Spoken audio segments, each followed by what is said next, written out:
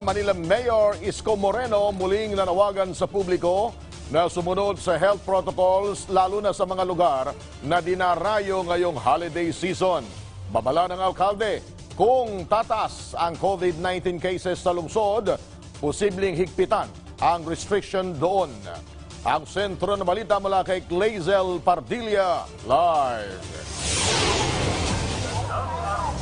Gani, pinabulaanan ni Manila Mayor Isko Moreno na magpapatupad siya ng biglaang lockdown dito sa lungsod ng Maynila. Pero sabi ng alkalde, sa oras na tumaas ang COVID-19 cases dito sa lungsod, ay hindi siya magdadalawang isip na implementa ang lockdown. Makailang ulit ng pinagsabihan ni Manila Mayor Isko Moreno ang mga residente sa Maynila na ipatupad ang minimum health protocols. Pero dito sa Divisoria, marami pa rin ang matitigas ang ulo.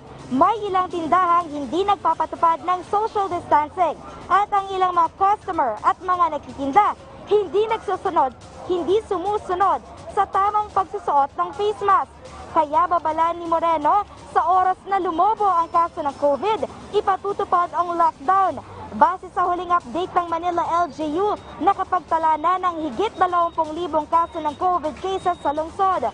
Samantala, kung ang IATF inirekomenda na payagan ng lumabas ang nasa edad 15 hanggang 65 taong gulang, ang Maynila pananatilihin sa 18 pataas ang papayagang lumabas. Bawal ding mamasyal ang mga bata sa mall. At para maiwasan ang hawaan sa lungsod, inilunsad na rin ng Manila LGU ang no contact apprehension sa mga motorista. Papalo kasi sa 700 motorista ang naitatalang lumalabag sa batas kalsada sa Maynila kada araw. At para iwas COVID-19 exposure sa pagitan ng enforcer at motorista at humupa ang pagbigat ng trapiko sa tuwing pinapara ang mga lumalabag sa batas, 36 na kamera ang in-install sa lungsod at imomonitor na lang ng Manila Traffic and Parking Bureau ang mga may traffic violation gamit ang mga CCTV footages. Gani? Alright, Clay, napansin ko nga dyan sa likod mo, parehang ikot dyan ang naka-placard at nagpapaalala. Pero, syempre, may mga kababayan tayong hindi napapansin yan at nakafocus sila doon sa kanilang pamimili. Paano malalaman ng publiko kung may na-violate na sila ng mga health protocols?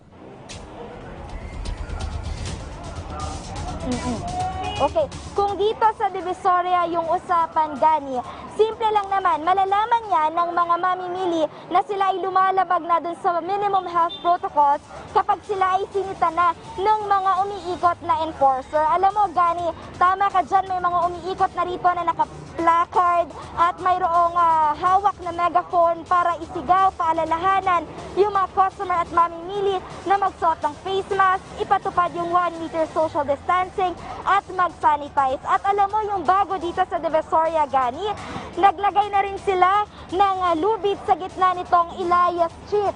Ito yung panibagong health protocol para maiwasan yung pagsasalubungan ng mga tao rito sa kaliwang bahagi. Doon na lalabas yung mga customer, samantala doon sa kanan, doon naman papasok yung mga mamimili dito sa Divisoria. Simula yan ngayong araw mula alas 8 ng umaga hanggang alas 6 ng gabi. Gani? Well, ingat kayo dyan at maraming salamat, Clazel Pardilla.